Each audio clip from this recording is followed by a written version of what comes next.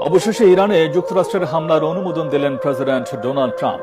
সম্ভাব্য যুদ্ধের আদেশ বাস্তবায়নে প্রস্তুত মার্কিন সামরিক বাহিনী। মধ্যপ্রাচ্যে সামরিক শক্তি বাড়িয়েছে তারা। ইসরায়েলের সঙ্গে সংঘাতে ইরানের পক্ষে চীন ও রাশিয়া নৈতিক সমর্থন দিলেও তেহরান এখনও মস্কোর কোনো সহযোগিতা চায়নি বলে জানিয়েছেন প্রেসিডেন্ট ভ্লাদিমির পুতিন। এই যুদ্ধে ইরানের পক্ষ নিয়ে বিবৃতি দিয়েছে উত্তর কোরিয়া ও পাকিস্তান, তবে ইহুদিদের পক্ষে দাঁড়িয়েছে ভারত। তুমুল এই উত্তেজনাকর পরিস্থিতিতে নিরাপত্তা পরিষদের জরুরি বৈঠক ডেকেছে জাতিসংঘ। বিস্তারিত শরীফুল ইসলামের প্রতিবেদনে।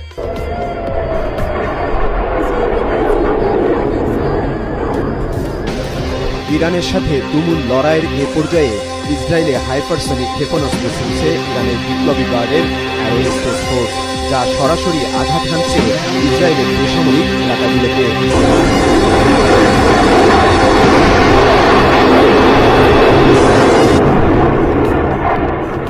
ইরানের দাবি, ফাত্তা নামের হাইপারসনিক ক্ষেপণাস্ত্রগুলো ইসরায়েলের আকাশ প্রতিরক্ষা ব্যবস্থা ভেদ করে সফলভাবে আক্রমণ চালাচ্ছে।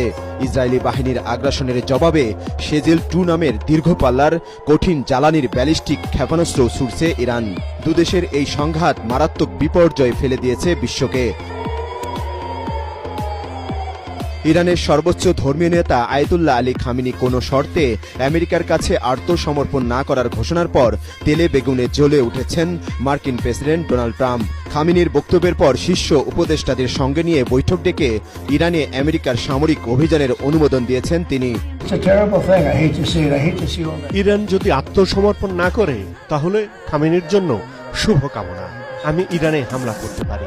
ইরানকে নিঃশর্ত আত্মসমর্পণের দাবি জানাচ্ছি। আগামী সপ্তাহটা খুব গুরুত্বপূর্ণ হতে যাচ্ছে।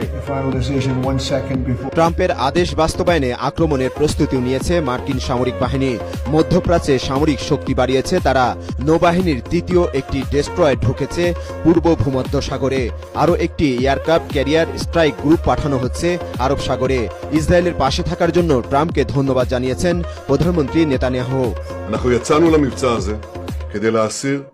আমি প্রেসিডেন্ট ট্রাম্পকে ধন্যবাদ জানাচ্ছি। তিনি ইসরায়েলের একজন মহান বন্ধু। আমাদের ইসরায়েলের আকাশ রক্ষায় সহায়তা করবে যুক্তরাষ্ট্র। আমেরিকা ইরানে হামলার ঘোষণায় বিভক্ত হয়ে পড়ছে বিশ্বের পরাশক্তিগুলো। ইসরায়েলের আক্রমণ থেকে নিজ দেশের নাগরিকদের বাঁচানোর কথা বলে তেহরানে অপারেশন সিন্ধু শুরুর ঘোষণা দিয়েছে ভারত। অন্যদিকে ইরানের পক্ষ নিয়ে সরাসরি বিবৃতি দিয়েছে আরও 2 পরাশক্তি, উত্তর কোরিয়া ও পাকিস্তান। ইরানের উপর ইসরায়েলের হামলাকে মানবতার বিরুদ্ধে অপরাধ বলে উল্লেখ করেছে দেশ দুটি। ইরানে আমেরিকার আগ্রাসন পরিকল্পনার